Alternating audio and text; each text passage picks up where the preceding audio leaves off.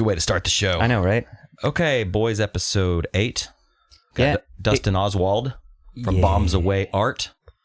This is a really good one, man. BombsAwayArt.com. BombsAwayArt.com. I really liked that he was super nervous about coming and ended up being one of my faves. It was awesome. Yeah. Yeah, it was real good to sit down with him and, again, just talk about how he got to where he is. Mm-hmm. And, you know, it's funny, we keep saying over and over, there's just this recurring theme of doing something big. Yeah. And this is a guy that's definitely done something big. And by the way, we have our friend Phil making noise in the studio with us. Thanks, Phil. You're welcome. How are you? I'm doing pretty good. I'm thinking of wearing one of this dude's shirts. Bombs Away? You actually are. Yeah. You are wearing one of his shirts. I don't know. You wear it well. I don't pick out my own clothes. Did Mom get that for you? Yes, she did. Was it a Christmas present? No, it was a bit after. Did she lay it out on your bed? Yeah, because I was laying on the bed with like a pair of like knickers. She comes to my apartment every morning. That's really sweet. Yeah. That's very nice. So yeah, Josh and I went and saw the new Ninja Turtle movie yesterday. We went to Penn Square Mall Theater. Oh, it's the best theater in the world. Have you been there since they remodeled it? No, dude, I haven't been there since I was like 12. They've got reclining leather seats. Like full-blown Lazy Boy style Lazy Boy recline style. seats that you can watch the movie in. It's super dope. They're great. Well, like my thing is there a bar? No. Good. This is a Good. this is a Let me just go on record as a former resident of Moore, Oklahoma. Fuck the Warren for putting booze in with people from Central Oklahoma on a Friday night in a movie theater. It's not a good idea. No. Worst environment in the world. I'm not a movie buff, as we've discussed before on the show, but to be honest, I don't care to drink alcohol if I'm really wanting to watch a movie. Exactly. It takes you out of it, right? You don't fucking remember. Right. Yeah. Like, I just watched the Capote the other day, and I'd be like, if I'd watched that all fucked up, I wouldn't. I'm still thinking about it now. Absolutely.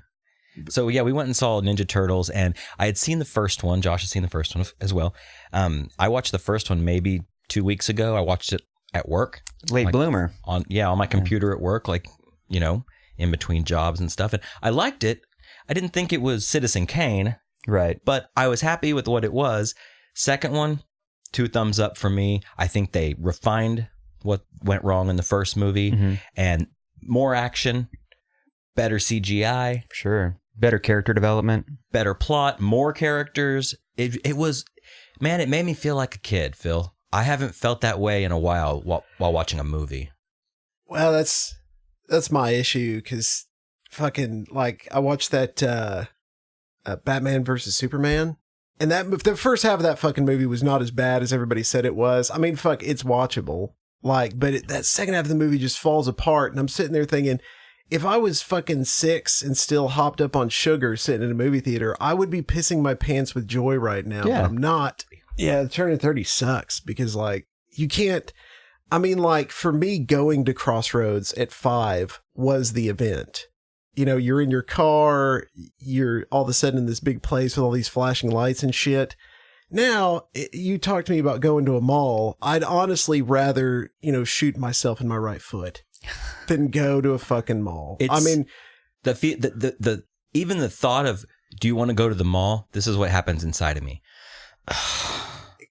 The mall? Do I have to go to the mall? Like, so I have to drive there and then park far away and then walk and then be surrounded by people? Well, and again, it's the Central Oklahoma problem. It's not just people. It's fucking 330-pound people. And I'm not trying to call anybody out, but the fucking thing is it's just like, you're in public. Yeah. Like, shit, man. At least, like, think about, like I do, have the social anxiety that I have, and just be like, well, I'm going to be in public in a couple of days. Better do a juice cleanse. Like, or change your shirt. Yeah, change your shirt. Like, it's not asking for too much. But so yeah, Ninja Turtles, I give it 2 thumbs up. Yeah, for sure. I liked it a lot. I'm not a big movie guy, and I'm not a big action movie guy, and I'm not a big guy. I'm under 300 pounds. Finally. That's the only reason why I'm here. But, so yeah, it was great. And I have kind of an embarrassing tale afterwards. So after we went to the movie, we went and ate some pizza. Mm-hmm. And we're sitting there eating our slices, and I kind of felt like a Ninja Turtle. Mm-hmm. Like, and this is a recurring thing in my life. Uh-huh. as I was eating my pizza, imagine, if you will, hold your hand out like a Ninja Turtle. You got your 3 fingers, right? Like your classic, like Vulcan. That's a Vulcan thing, right? Okay. That's from Star Trek. I think the thumb's on the inside, but whatever. Yeah. Okay, so 3 fingers. I was eating the pizza like that. And like kind of in my brain, I was like, man, I'm kind of like a turtle. Oh, so if you were, which Ninja Turtle would you be? Well, that brings me to my next question. Uh-huh. I've thought about this, and I've thought, quit fucking making noise. My God, dude. Have you ever heard a fucking radio station before? Get the fuck out. I'm just all right, Rob. Jesus. I was trying to do some Ron and Fez shit. Anyways, so that brings me to my question. What's your favorite Ninja Turtle, and which Ninja Turtle would you be? I have a favorite. My favorite has always been Raphael. Me too. Always. Yeah. I'm a Leonardo guy. And what makes you a Leonardo guy? Well, I mean, it was my thing, kind of being a non-physically capable kid. Like, I'm not saying handicapped. I'm saying weak. Let's get to the point. Yes. Let's get to the point. Weak and chubby.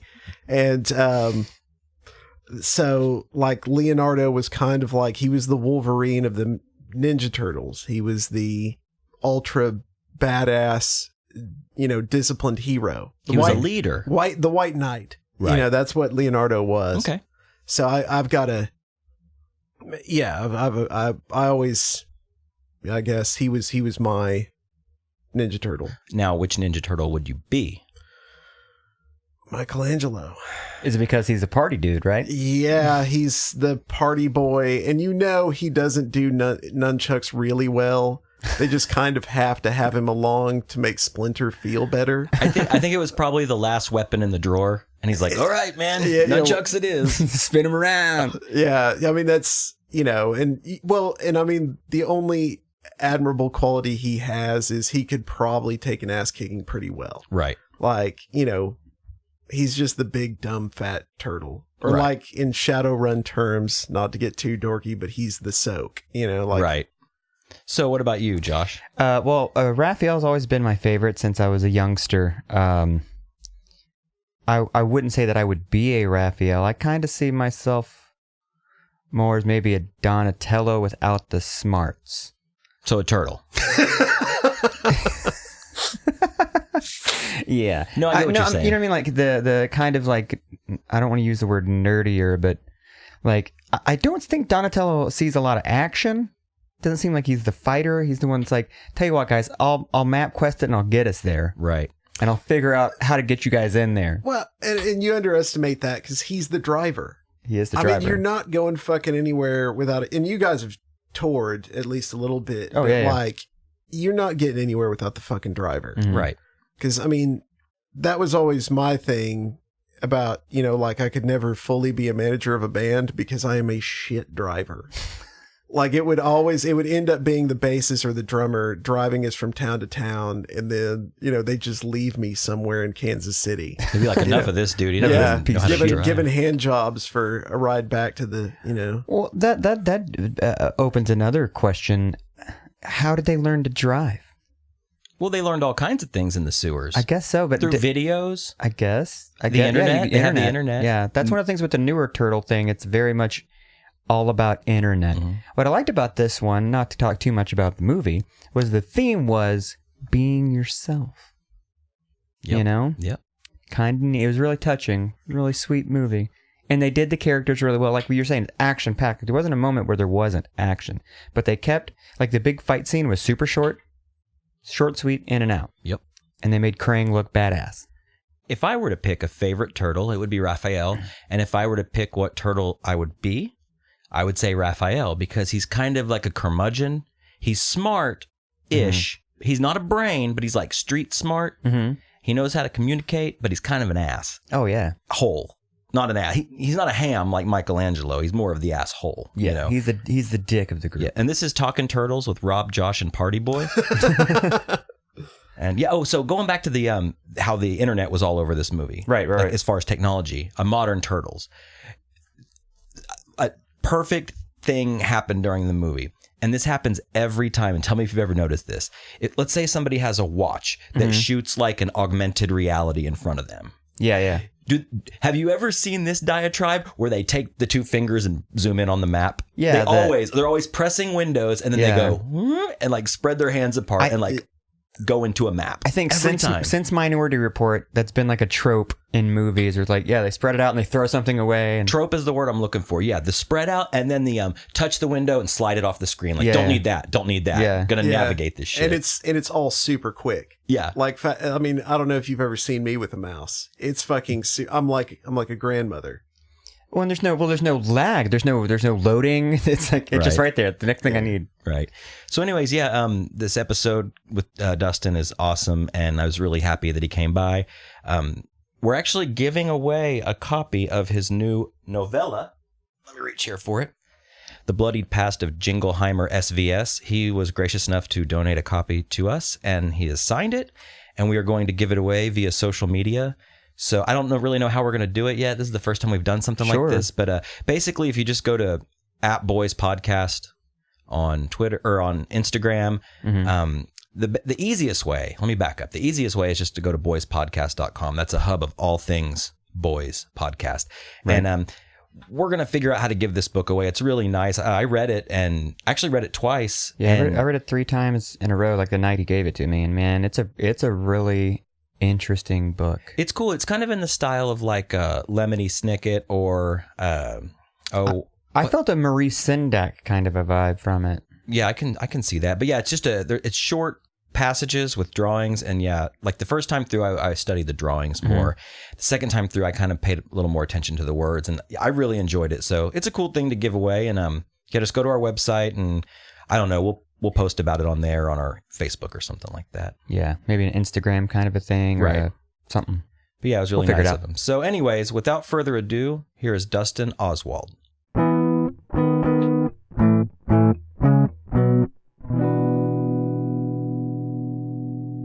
But really, there's no need, because we have no idea what we're doing. I kid, we know exactly what we're doing.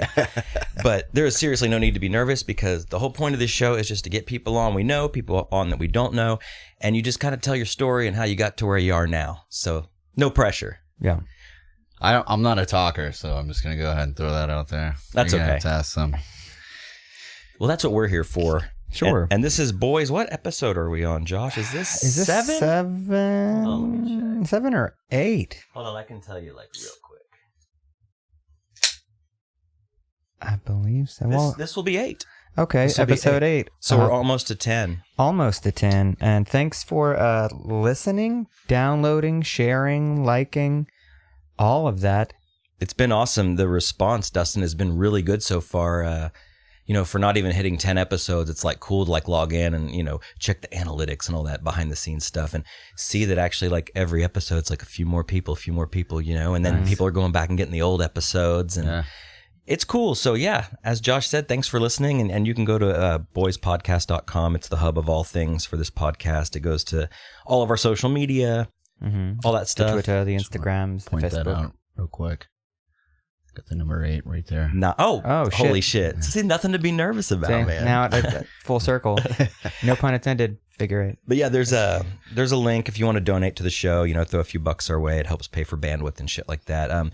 No, by no means do you have to, but just throwing that out there. And yeah, we're here with Dustin Oswald from Bombs Away. And, when we were talking about starting this new show, you were one of the very first people I thought of. And once our good friend Haley moved back to Oklahoma, and I mean, I think we might have started doing this podcast right around that time. Yeah, maybe like a week before or something like that. Week before, week after, somewhere right in there. And me being the selfish prick that I am, I was like, I know Dustin, but Haley really knows Dustin. So if anything, maybe she could help get you on so we could talk to you. And she hooked that up for us. So thank you, Haley. And sorry you couldn't be here tonight. Shit came up, and she wasn't able to join. But our thoughts are with you tonight. And thanks for facilitating that. So yeah, let's just jump right in, man. So you are the owner of Bombs Away Art? Correct. You have a studio / gallery on I guess more of a gallery, in the Paseo? You call it more of a gallery, I say more of a studio. Now, do you work there or do you just show there? I do both. Okay. So, and when I'm closed, I'm usually up there working. Okay. So it's Wednesday through Saturday, noon to 5 is the hours for the gallery to be open. And then I'm usually before, after, whatever. And you guys are always part of like the first Friday, Yeah. shit like that goes on, any kind of special thing. I'm sure you're open during the arts festival. Oh yeah, it was How'd crazy. that go? It was great. Yeah. It was. I finally got a legitimate sample of it because last year it flooded 2 of the 3 days. That's Yeah. right. That the festival went on, so it was kind of we did really well the one day, but this day we got all 3 and it was crazy busy. I'm still kind of worn out from it. Yeah. Because we had the book release was the Thursday before the festival. We had the festival, then we had the first Friday, and then That's like a Saturday real was busy yeah. couple of weeks. Yeah. Yeah, it was. Now, yeah. was last year your first year to be open during the festival? So this is really a better Right. measure of the way it's going to be year to year instead of last year. Hopefully, I mean, you get that crazy Oklahoma weather. It's usually either flooding or it's 110 degrees. Yeah. Or like this year, I guess it was 80 to 90, so it Mhm. wasn't that bad. The humidity was 95%. Yeah. It was all terrible. right. Well, Yeah. cool. And so do you said you're there after hours a lot. Do you create there? Like, do you draw there, or do you draw more at home? I mean, I know you're married, you got kids. It's like, Yeah. do you split it equally, or? Yeah, I don't know. I like to do. I have a place at the house right now where I can do. I did most of the new book at the house because it was just more comfortable. But I'm getting more and more comfortable drawing and getting my work finished at the studio on off hours. So I could It's see that kinda- being like, like Josh and I, we've grown up playing in bands and stuff, and it's like Yeah. it's always kind of like you're more creative if you go to like the jam space Right. that's not Yeah. at anybody's house Yeah. or in their garage or whatever. Well, yeah, it's less like there's less distraction, and it's more of like, okay, we're here, we're Yeah. all here, we got to do this shit now. And if it's Yeah. you yourself, you have your own space. Okay, I'm here, I can't fuck around. I'm just gonna come in Right. here and just do it. Right. Whereas at home, you can be like, well, put on a pot of coffee and maybe after this Netflix. it or was a whatever. TV show on Yeah. Netflix or whatever. Yeah, No, but yeah, I go up there and I'll sit and I'll just get so bored that I start working. That it inevitably. forces Yeah. you to be Yeah. creative. Yeah. Well, I mean that works though, It does. And like you said, it's the lack of distraction. I know, the last band I was in, I would always be the first one to my buddy Garrett's house, who was the singer of the band, and because I was the closest, like after work when we would meet up, and we'd sit on the front porch and drink a couple beers and smoke or whatever, and by the time the last person showed up, it was like, man, now we just kind of want to hang out. We've been sitting here Yeah. bullshitting for the last hour and a half, and then we'd practice for an hour and a half or so, and then take a break, and then we'd find ourselves again on the front porch, cracking a beer, Yeah. having a cigarette or what have you, and then y'all just want to call it a night. Yeah, So yeah. there's We're definitely good, something, yeah. something to be said do for that. you just want to run through the set one more time? I think we got it. We're fine. Yeah, when you need to, Yeah, you need and even if you draw every day, it's like you need to keep doing that, or else you're obviously gonna you're gonna get rusty. Yeah. Yeah, it's just like everything else, man. The more time you put into it, the more you're gonna get out of it. So, tell me about, how did Bombs Away? Like, what was the inception of that, or conception? What is the right word? Conception. How did it start? It's like, that's all right. Yeah, go ahead. I'm just curious because I came to know about Bombs Away.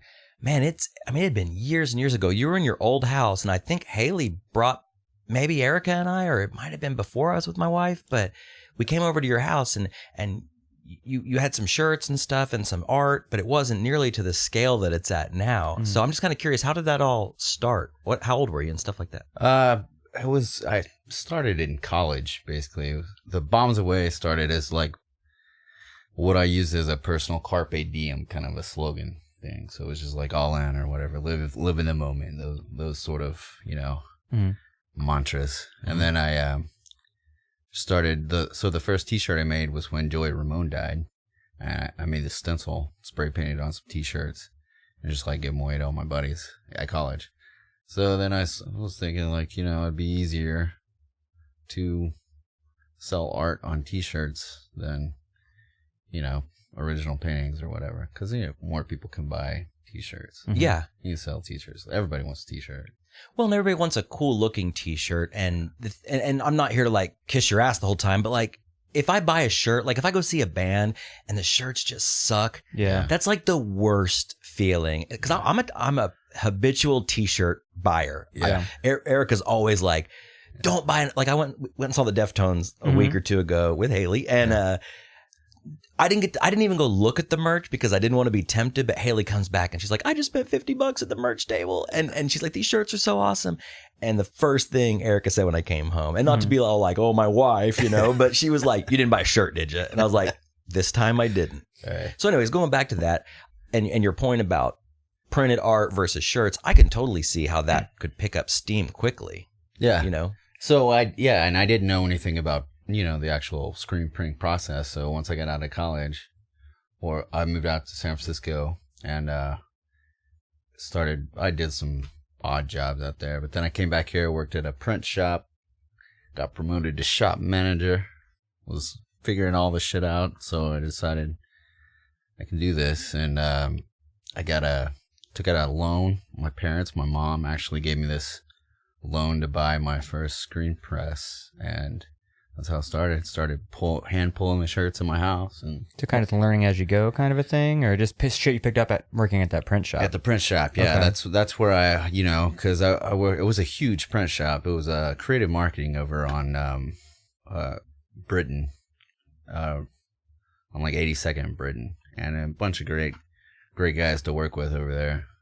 They taught me everything I needed to know about the whole process, and then I had to figure out, working in the print shop, I knew what worked best from a design perspective. So I just kind of everything fell together and started doing it. So you got the tools you needed working there, but you already had the idea of maybe wanting to do this. Right. And then, so it's almost like you got I don't want to say a free education. Obviously you gave your time and blood, sweat and tears and all that stuff, but you got these tools. And then, so when you got your first print setup, was it like a single screen? Was it like the four that went around? It was a 4-color single station, hand pulled screen press, and it had the one flash unit. So that's how I'd cure every shirt. It would take I'd pull the screens, and then it would take a minute to cure each shirt. And it just took forever. Jeez. Took forever. But eventually I got this conveyor dryer that just changed my world, because I wouldn't have to sit there and cure every shirt. And then the cure wasn't always even, so like when you'd wash them, some of the design would wash off the top. But once I got the conveyor dryer, it changed things quite a bit. But it took me several years to do that. I worked at that print shop until Laura found out she was pregnant.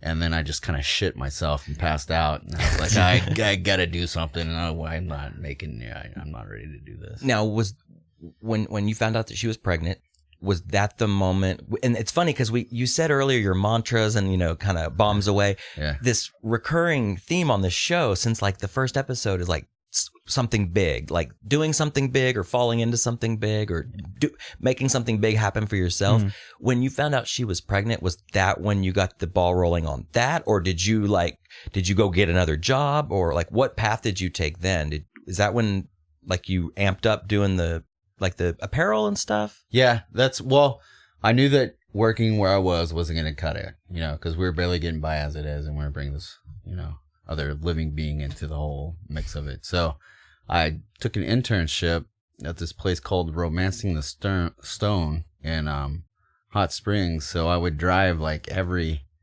other weekend. I would drive between Oklahoma City and Hot Springs to do this internship, because I was thinking, there I was learning how to do like all the web end of it, and just figuring out how like these larger artsy type of businesses ran. So I did that for a while, and I don't know, nothing really came of that. Mm-hmm. And came back and got the shirt press, and was really trying to make a go at it like on my own to try to get that going, because I knew it would be alone. I didn't want to work for anybody. Yeah, I'd done all sorts of shitty jobs through college and whatever, and I knew that just wasn't, like, having a kid was changing. I wanted to be ready, and that's a lot easier than I thought it would be. Right? You just got to make sure they have food and change their diapers occasionally. Well, and it's something that I don't think any amount of planning or reading books or friends going through it or family, nothing's going to prepare you for that. No. Neither of us have children. We're both married, but it's the most frightening sounding thing in the world, but I bet it's also like the most rewarding thing. And I'm not anti-children. Yeah. Erica doesn't really want to have him, and I've always said I'm kind of on the fence. Like, you're the one that is going to carry the thing. Like, it's really up to you. Like, Right. if she woke up tomorrow and said, "Let's have some kids," I'd be like, "Okay, hold on, let's wait a little while." But sure, okay. Yeah. There's never a good time. Like, Okay. you're never gonna be ready for it. It's just probably gonna be one of those things that happen. Because I would still be planning on it at this point in my life. Okay. Like, I still wouldn't be at that level of, whatever to be like, okay, let's do this. Let's bring a kid into the world. Yeah. I wouldn't be there yet. Do you think that really? I mean, maybe it does happen, but it probably happens 10% of the time. Like, I mean, because Where it's planned down like, to the. we're trying to get pregnant. Yeah. It's like, no, just shit happens, and then you're gonna realign everything. I think that's 88% of the time. It's just like shit happens and we're having a kid. Yeah. Now, is that like an 8 thing? You're trying to make it Yeah. about you? Yeah, I think so. Take it I'm back trying to to the make it all All about 8s all tonight. cohesive, all Right. consistent with numbers tonight. Yeah. So yeah, let's talk about your book. It's The Bloodied Past of Jingleheimer SVS. Yeah. And now, is this the birth of this character? Because I swear that I've seen at least some similar imagery, or perhaps this exact kind of character in some of your older work. Yeah, I've been painting and drawing these characters for a while. Like he would just pop up as kind of a little red rabbit in the backs of some of the original, ballpoint pen and acrylics. But as far as creating an ongoing narrative, it wasn't as mapped out as, say, Ivan Alexander was. Mhm. Like, I kind of knew what he was going to be going through, but Jingleheimer was a little bit harder for me to put together. But it was always something. I've got like 36 of these little graphic novellas planned. So it's... Oh my God. Yeah, like if I did one every 3 months, I'd be busy for the next 20 years, and I don't think I can keep up that pace. So Well, I'm hoping to get like 2 or 3 a year, maybe. I don't know. Well, and a lot of your stuff, like I can tell it's, very, very fine, meticulous. Like, do you use micron pens, or like what's your, like when you're drawing that, what is your weapon of choice, or your... So right now, I've used micron pens for different prints and, different projects. But for the books, I like to stick with these, it's like a hybrid Technica. It's like a cross between a gel pen and a ballpoint pen. And then this Sleechy pen. So it's like a 0.25 millimeter pen that I like to get in there in detail with. Well, that's the thing, is they're so incredibly Yeah. detailed. Like whether it's the book or the novella, or some of the shirts and designs. It's like, I can, like, if you go to Bombs Away in the Paseo and check this out, if you haven't been there already, duh. But you can see the level of detail, and it's like, how long does it take you to do something that's like 11 by 17 or yay big with thousands and thousands of lines in it? Yeah. I mean, I'm a detail oriented guy, Yeah. but that just seems like if I fucked up one of those lines, Yeah. Oh, it's You so know? fun. Yeah, you definitely gotta, because there are no mistakes, just new truths. That's the way you Okay. gotta approach the whole That's a good way of situation. looking at Yeah, it. it's like if you fuck up, you gotta work around it, because there's a certain point at which I will have put a certain amount of hours into it where it's like the point of no return. Like if I fuck up, I gotta work through it. But if it's in the beginning stages, I'll scrap it and I'll start completely over, even if it's like 2 or 3 hours into it. It's funny because I don't hold a candle to you, but I've drawn and shit since I was a kid, and I've never, like, growing up, going through school, I took college courses, I've done art for people and bands and my own bands and all that stuff, and I've never been big on throwing stuff away. Like, I rarely would ever restart. Yeah. And I'm super, like, meticulous, and some might say anal retentive, but you see those like old drawings of like the artist like throw the paper over their shoulder and they have the waste bin full of paper. Yeah. And like, I've always felt guilty about wasting like one sheet of paper Yeah. or time, Yeah. Or like there's something there. There's like not throwing away an idea because there might be something in that idea. or you draw something the first time, and even in the beginning stages, you might fuck up and then you throw it away. Yeah. And then you're like, what if I can't do it that good the second time? Or what if I got just the perfect angle that first time? Yeah. There's There's always that. And then there's always the, like more and more I make myself fight through, because if it doesn't start off, like, I'm a perfectionist. So if it doesn't start off exactly like how I want it to, if it's not completely smooth or whatever, I'll scrap it and just re-outline and recompose everything. But so it's got to have this perfect beginning, and then I just kind of roll from there. But I mean, it's just there's so many times where I just make it too hard on myself, you know, where I could work through that, you know. I didn't have to completely scrap it and start over or whatever. Well, I think that's cool how you say, like, you know, there's no mistakes, just new roads, to paraphrase. Yeah, I pulled that from, I read it in some kind of symbolist, like late 19th century symbolist thing or something. I'm not sure what it was, but it's kind of stuck with me. Totally. Well, so on your website, it says you've been a full-time artist for over a decade. And that's kind of one thing I wanted to talk about. Maybe the trials and tribulations of how one becomes self-sufficient. Because we've got a buddy, Matt, who actually has helped us out a lot with the show and getting things set up. He recently quit his full-time. He's got a daughter. He's got she's 4, I believe. She's 4. And he, you know, he's just been the full-time job dad up until about 3 weeks ago. And he got to a point where he was just like, I can't do this anymore. I can't do this 9 to 5 and dress a certain way and work and make somebody else money. And he's a real talented guy. So he's been making these like hand carved wooden signs for kind of just as for like extra money. The guy built his own CNC machine and like learned it all just from Googling and reading about it. And so now he makes these like really beautiful hand carved signs. And he recently quit his job. And I just wanted to ask you, somebody it says over a decade, it's like, how scary is that at first, you know, when you don't have that paycheck every 2 weeks or every 1st and 15th? Oh, it's still completely terrifying. It's such a fickle business, I feel like. I mean, it's you never know 1 month to the next, like what's going to happen. And it's still, like I said, it's still completely terrifying. Like, in the beginning, this will be the 12th year, I think, of Bombs Away. Started about October 2004, like legitimately, you know, when you had the pre-concept or whatever in college around 2001. But I got the silk screen and everything in 2004.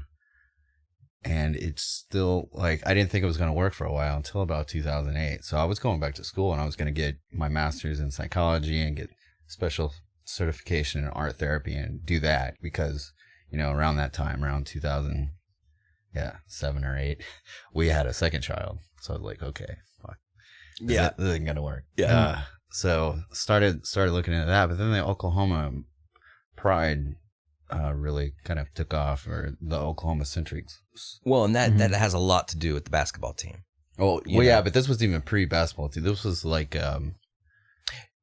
you did like the seal logo. Yeah, the Osage Shield. Mm-hmm. And so I had the original. It was like I called it the trifecta. There was a Osage Shield, there was a Warrior Chief, and then there was the Scissor Tail. And those were the. I remember that Scissor Tail one too, and I still have, like, it might be one of the first shields, and it's worn. Yeah, and it looks awesome, and it's great. I still wear it.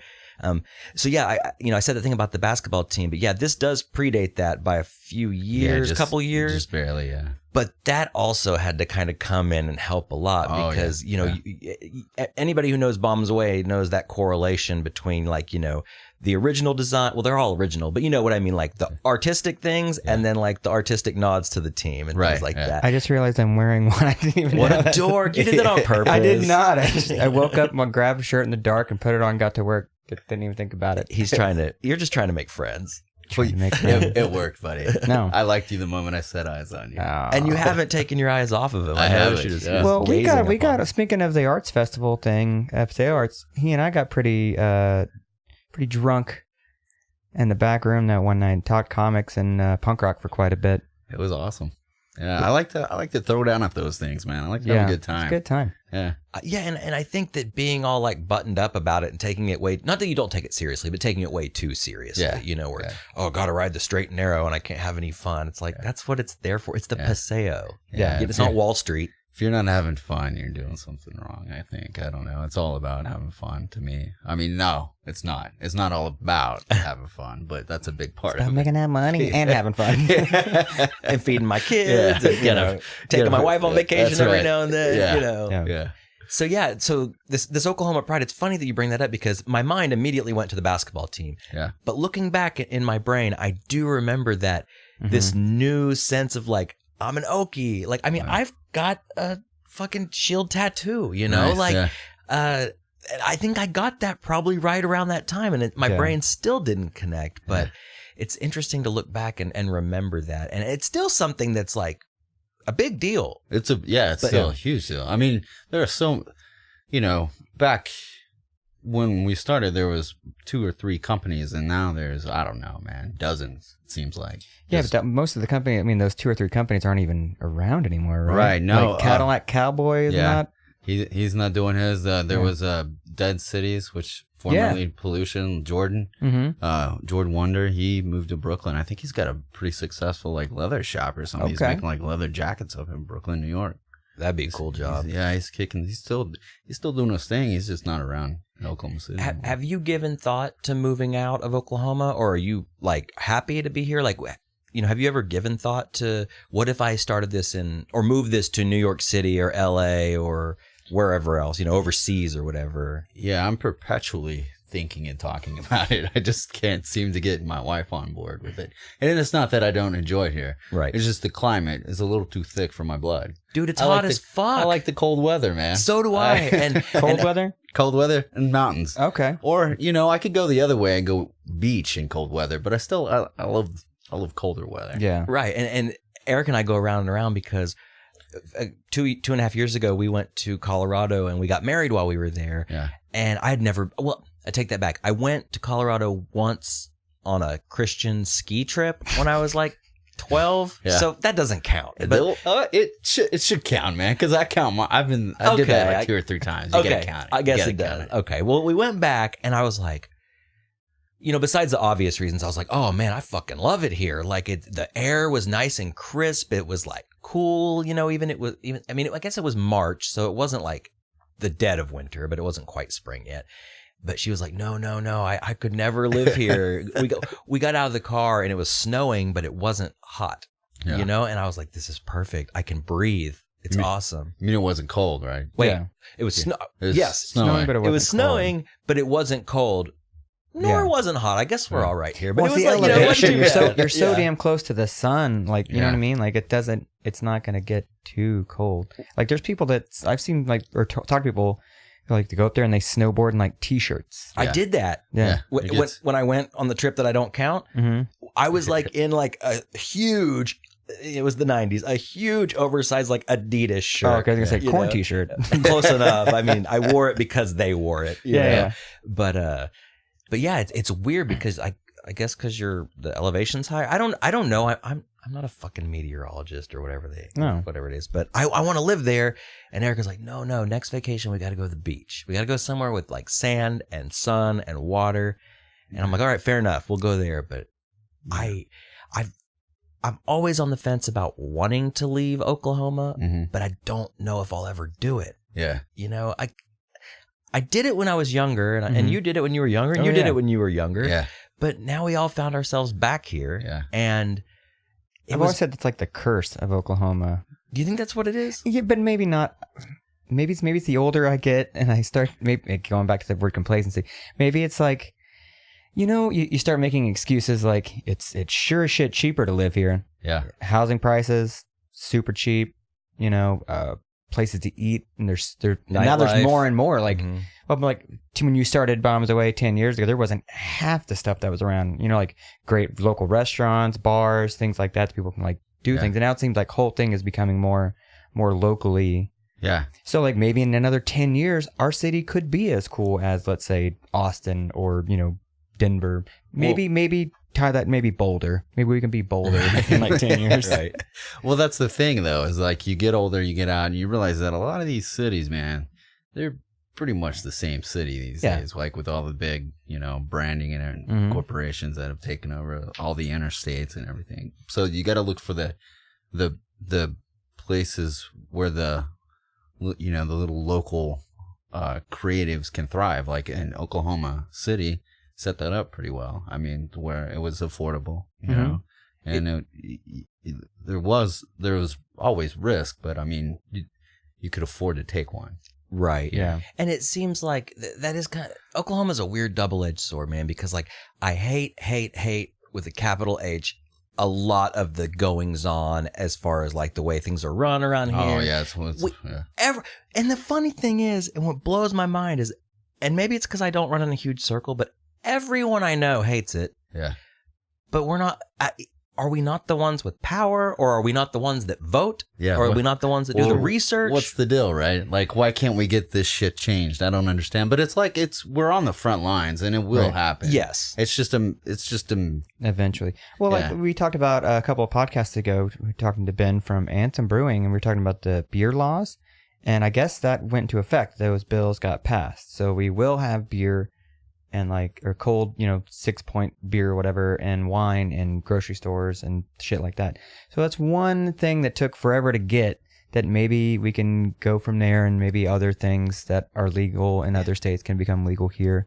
it would be ridiculous for it not to. I mean, that right. completely change the whole Everything.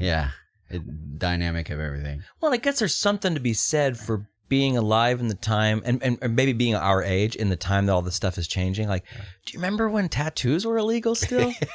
You either I got several either under the table, right, like in a dirty ass, nasty ass place that was sketchy. Yeah. Or you drive down to Dallas and get Wichita Falls, or Yeah, right on the that. border. Yeah. or if you go to Dallas, you get fucked. Yeah. Like either with a shitty tattoo or way too expensive, unless you knew somebody that knew somebody. Yeah, they see your ID and they're like, yeah, fuck this guy. Yeah. Well, especially when you're young and you run down there and you're just like, I want something. And Well, I met this dude. His name was Freddie DeVille, man. He gave me my first tattoo in Dallas. I was like, man, check out these wings. I want them on my back. It's awesome. And he's like, man, those are pretty cool. I'll do it.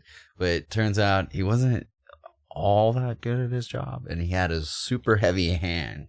So now everything's like scarred up and bled together and everything. But I thought it was so awesome. Started doing it in high school. Yeah, man. I mean, you can't beat it. I got my first tattoo when I was 16 here in Oklahoma City. Yeah. I was 17 years old, and I was working at Hot Topic when talking about cool things happening in our lifetime. I worked at the very first Hot Topic right when it opened, so that was so cool. I remember that. But Like a big deal. This guy, More of a Gadzooks guy. Oh yeah, I worked at Gadzooks. Okay, he's my Gadzooks to my Hot Topic. Yeah, nice. But this guy came in and he kind of slid some business cards to the employees there. He's like, hey, I do tattoos, and I've got a few from him, and this one of my very first ones I have up here, it's scarred as hell. Like, it feels like Braille when you run your arm over it, or your hand over it. All over, yeah. I wouldn't trade that for the world, though, because I remember thinking it was so cool to get tattooed.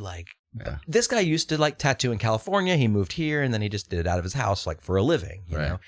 And I thought it was so cool. I was like, man, I'm 17. I got a tattoo. And I was hiding it from my dad for a year. Yeah. And then, but yeah, I don't know. Then it became legal. And My parents actually took me to get my first tattoo. My first tattoo, I was 15 or 16. And it was in Rogers, Arkansas. Because we had family in Hot Springs, right? So Rogers, Arkansas. They took me in. I got a Kermit the Frog tattooed on my back. My mom and dad ushered me into this dude's trailer or whatever. Was it just the Kermit bust, or was it a full-on Kermit? No, it's just his head in a circle. Okay. It's right on the old shoulder blade. Dude, that's so tight. It is. But aren't you, and we talked about this on a previous episode, aren't you glad you just didn't go too crazy when you were too young? Yeah. I mean, you obviously have some tattoos, and whether you have one or 100, it's you always have those ones you don't like as much as other ones. Right, like this whole arm down to here and this whole arm. But we talked about man, I had this plan, in high school when I was really, really into drawing. And for the longest time, I aspired to be a tattoo artist. That's what I thought I was going to do with my life. Even though I knew it was illegal here, it was I was either going to go to one of those tattoo schools or just move out of state and get an apprenticeship. Mm-hmm. And the guy that used to do tattoos in Oklahoma City under the table, I kind of half-ass apprenticed, and I'm using large air quotes, meaning I cleaned his house for him, and he'd give me cheap tattoos, and I would draw stencils, lay them out, prep people, bandage people up and stuff, all the shit he didn't want to do, right? And I was I was loving it. I was dude, this is what I want to do, And but I had these 2 full sleeves planned out, and looking back, I was God, thank God that guy didn't just cover me, because it would be so fucking embarrassing. but Could have easily happened. I've got a few real stinkers, you know. I think, yeah. Sometimes you forget about them and you're like, oh yeah, Oops. I got that nautical star on the back of my leg. I forgot about. I got the Bouncing Souls guy like right here, but it's all purple and black, and you can't. It's like a black stripe right now. I would still say that's kind of cool, you know? I'll do a little thing of this. Sure. So yeah, I don't know. It's you get to a point in your life like I still love tattoo art. I still think it's beautiful. It's just like I'm cheap and I'm like getting older, so like I don't have money to blow like I did when I was a kid and didn't have like the cares and the bills and whatnot. So so yeah, now I'm just like these are what I'm gonna die with, I guess. Yeah. I don't see myself go. Do you see yourself going crazy? I know. with I've thought tattoos? about it. I've really thought about, you know, I could go get some tattoos. And then I think about it. I'm like, nah, I think I'm good. I'm good. I mean, it's not about the pain. It's because everyone, it doesn't hurt. It does. It hurts like hell. It's They all hurt. annoying. It's, It hurts like hell. I always describe it as like a raw discomfort, just short of actual pain. Yeah. It's like, Yeah. That's Like, could perfect. you please stop just for a second? Yeah. Like, not because it hurts, because you're annoying the shit out of me Yeah. doing that. What it feels like to me is like somebody's rubbing a dull spoon in the same spot for like an hour. And like at first you're like, okay, that's not so bad. And then you're just like, God, it's like raw. It's like a sunburn happening in fast motion. Especially if you have like a heavy-handed person and it's Yeah. just like, they're just dragging it. Yeah. I'm like, oh, Yeah. no thanks. I just got 2 tattoos recently, and I decided that, you know, an hour, 2 hour tops. Okay. I'm not into this 5-7 hour session bullshit anymore. Get it done, man. I want it all yeah, done. Just gonna get these little bitty ones and in and out about an hour and a half. See, I've thought whatever. about that, Yeah. like getting like, okay, like you said, the Bouncing Souls thing, like, Yeah. you know, maybe get the band tattoo things that I've always wanted to have, just like, because, you know, I still like some sort of a Descendants tattoo. Yeah. The Alkaline Trio heart, obviously, and that's really lame to say, but I still think it's cool. Just get it. You know what I mean? You The Bouncing want it. Souls heart would be kind of cool. Like, Yeah. those are the kind of things like I would do, but yeah. Yeah.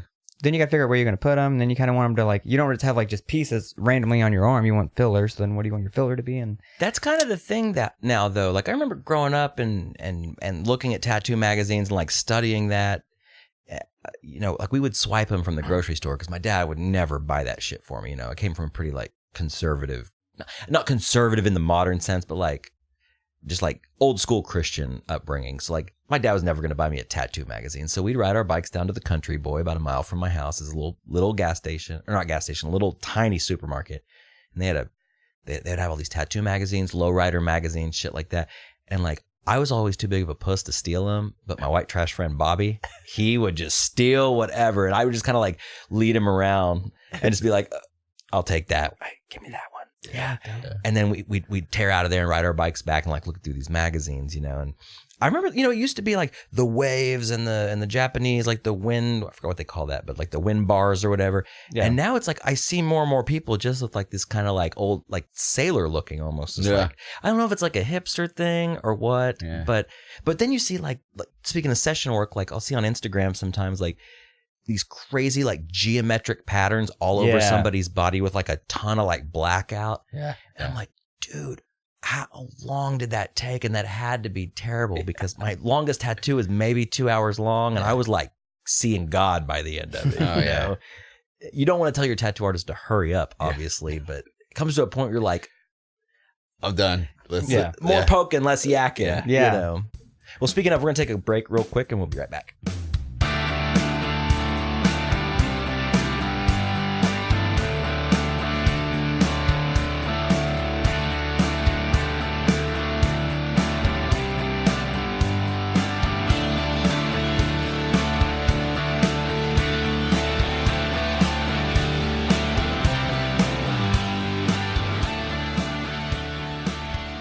All right, welcome back.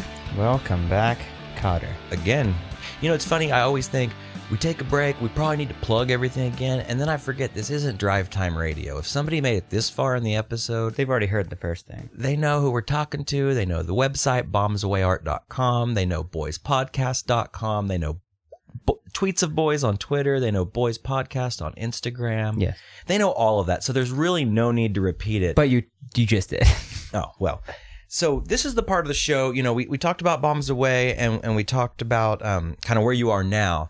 And I'm curious as to how you got to where you are now, as far as let's go back in time a little further, and I'd like to know, kind of give me the short gist of kind of how you were raised and what got you into art in the first place, and kind of the also I read on your website that you've always had kind of this punk and DIY attitude about your business, and how did you decide that that's who you were going to be? That was a long question.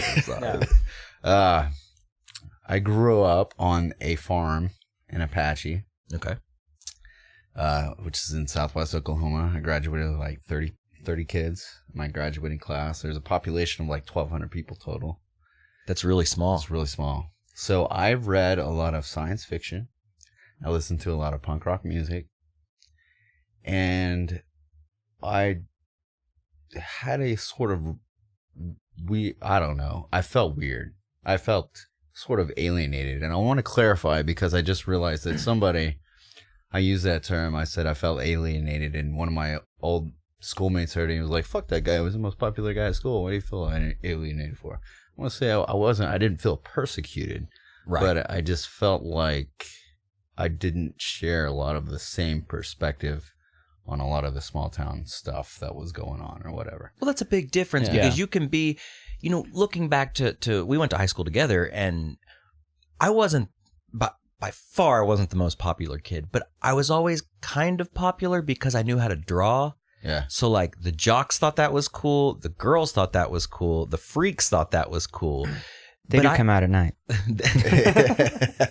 Could we go an episode without quoting a Korn lyric or an offshoot of Korn? Yeah, Fieldy's Dreams. Anyways, Sorry. so yeah, I can understand the disconnect between, if you were popular or well known or whatever, or even liked, but still feeling alienated because so did I. It's that alone in a crowded room thing. I think everyone, especially with punk rock kind of a mindset, that's what it is for sure. And then you find a little niche of people. Did you have a niche? Or was you kind of the only person like that? No, there? yeah, no. We started a punk rock band, my brother and I, and we played music in our barn for shit to do after school. I also ended up playing football due to some... I got caught smoking weed, and I had to work out the system with my parents where, I wouldn't be in too much trouble if I kept playing football or sports or whatever. And I was actually a really good athlete, so that kind of helped with the jocks. And, I could draw, so they thought that was pretty cool, too. And I just wanted to give props to one of my friends for sticking up with me and trying to describe what I meant by what I said to these people. Anyway, so back to that. Let's see, where were we? Well, I don't know. You said let's go back to this get caught smoking weed. Was this in high school? Yeah, I was at high school. I think I was a junior or a senior. No, I was a junior when I got caught smoking weed. Yeah. That's a pretty cool thing for your parents to do, though. I don't know. From my point of view, that sounds a lot better than like grounding you for life or like taking away any of your freedom. Which was those were the options pretty much. So they knew that ultimately, just because I disagreed with kind of the perspective on school sports in this small town or whatever, that ultimately it would be the best because I was a gifted athlete. Right. Right. So anyway, it all worked out for the better. We worked out the system, and I had smoked weed and didn't get in trouble. Okay. So did you continue to smoke weed? I did, but they didn't know I continued to smoke weed. Okay. I mean, I didn't know if you had to for every touchdown you got to hit a joint or I don't know, that's stupid. But so going back to the punk rock thing, one thing, our little byline for the show is growing up in a time before the internet. Yeah. So you're in Apache. Right. This is before the internet was popping. It was before it was popping. There's early stages. There's your AOL, your Prodigy, your Juno. And we had that because my dad's a tech guy. Okay. And he's always been way into electronics. Always been way ahead of the curve. Okay. So as soon as we could get a computer, we got a computer. Mm-hmm. We always had the Space Invaders, whatever. / forward C, whatever. Right. That old tech code was. You have to, everything was coded. Yeah. You had to launch your games and shit off DOS. Yeah. It was all coded. What was that code, man? Anybody? It was, Windows was C /win. Something like that. I'm late to the computer game. It was C // whatever the game was, but it was Space all short. Invader, yeah. S like SPC and Yeah. INV. Then So we had that, and Okay. then we got the we got the AOL, we got the chat rooms, which I thought that was the only reason the internet existed. Dude, and for a time it That was. Oh, yeah. For me, Yeah. I grew up. We were real late to the computer game. I didn't get my first computer. My dad didn't buy me my first computer until I was 16 or so, maybe 17. Yeah. But I had friends that had them. We were 12, Yeah. 13, and man, we spent hours and hours in chat rooms like AOL, Yeah. Prodigy, things Right. like that. Yeah. And that to me was like, that was when I kind of started becoming a young man. Yeah. So Mhm. like learning about sex, like talking to girls who were Right. probably dudes, you Right. know, Yeah, like ASL, dude. yeah, like flirting and doing all that shit, and that's why we kind of tagged the show, growing up before the internet, because I've said it before, but I feel so proud and happy to know what it was like to be a child before the smartphone, before the good internet, Right. where everything was just immediately at your fingertips, before YouTube, Right. things like that. So we kind of got the best of both worlds because we're not too old to enjoy it now, Right. but we grew up where we actually did go outside and play. What made Right. you more creative? Starting bands or whatever. If I would have grown up in this era, and a 13-year-old me now would never pick up a fucking guitar, Right. or I might, but what would it be? You know what I mean? Like it would be an app on your iPhone. Yeah. is what it would. I wouldn't have had to throw a Radio Shack microphone over a garage door opener thing. Yeah. Like Well, having- I wouldn't. The reason I learned how to play guitar, and the fact that I still do, is because when I first started learning how to play guitar, I was like 14 or so. The internet wasn't this thing where I could just get distracted all the time. It was like you got on the internet and it was like you had to dial in and you got to play around for a little Mhm. while, and then you had to get off. I passed so much time sitting in my room playing guitar to the handful of guitar tabs I had in magazines. that I Right. bought. Yeah. And I'm sure it's the same with drawing, Yeah. Yeah. stuff like that. It was like that. I would just redraw comic books is how I Mhm. it's kind of where I started, just my favorite comic books, and I would just redraw the old comic books. I remember drawing this. There was a certain panel out of a certain X-Men comic, and I still have the comic to this day. And it's this one drawing of Wolverine, and he's like in the sewer, and some of the other X-Men are behind him, and he's got his like claws out, and he's in his suit, but he doesn't have his mask on because it had been ripped off. Oh, okay. So he just looks badass. And I just remember how many times I redrew that and redrew that over and over, and just honed this skill that has since, kind of subsided a little bit. But there was a time in my life where that's all I did was draw. Yeah. And I mean, I still have drawings of like, I would draw The Simpsons.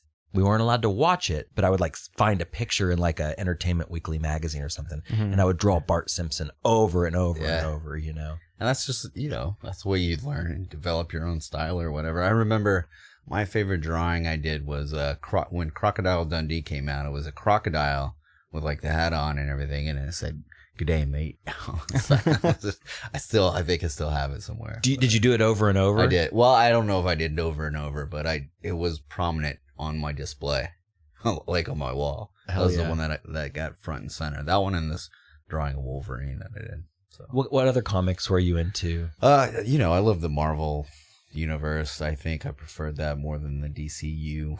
I was a Marvel kid, Yeah, man. And then Image as I got a little bit older and got Yeah, into as like soon as Spawn. Yeah, like Todd McFarlane was. I was a huge fan of him and his Spider-Man. Then when he broke off and started Image and the Spawn and everything, it was Spawn. pretty awesome. Spawn. When I was young, before we started driving and stuff, that's when Spawn was really big. I was probably between 13 and 15, and Spawn issues were like cigarettes in prison, or any comic for that matter. Like we would trade and do stuff. And to this day, I still have like my Spawn 1 through like 20, like original first pressings of all of them.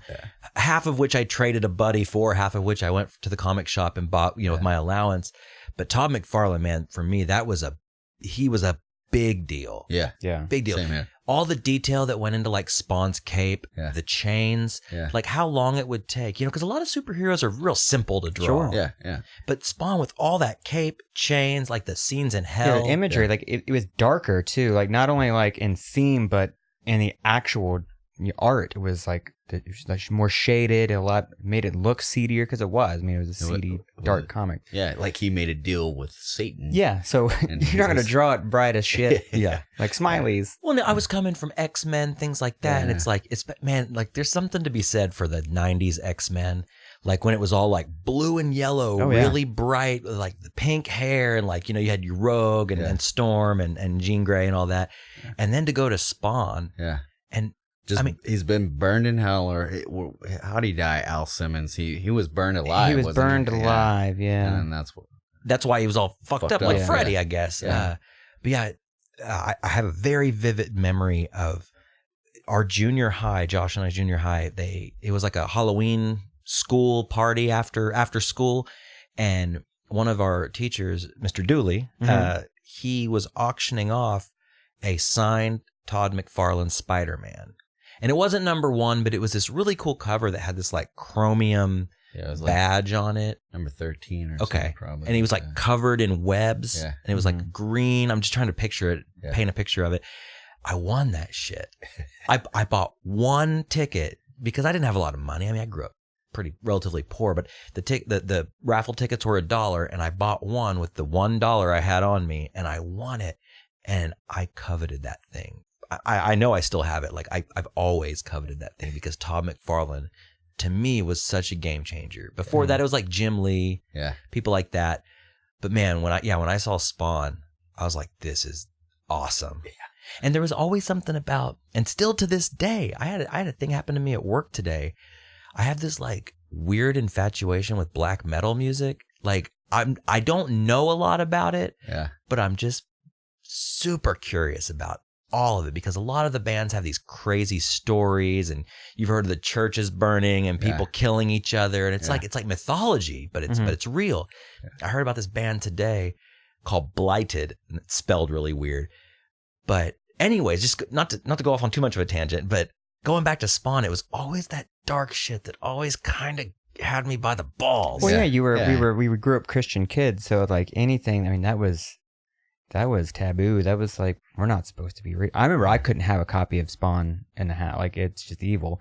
And then that movie came out, which is weird. So you have all these like Marvel movies about, you know, you've got, X-Men technically is Fox. Yeah, but I mean, it's based on Marvel, and they can still do the Marvel thing at the beginning of it.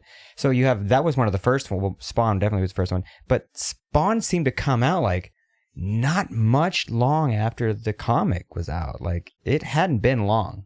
And then they just made a movie. And it was, did you like the Spawn movie?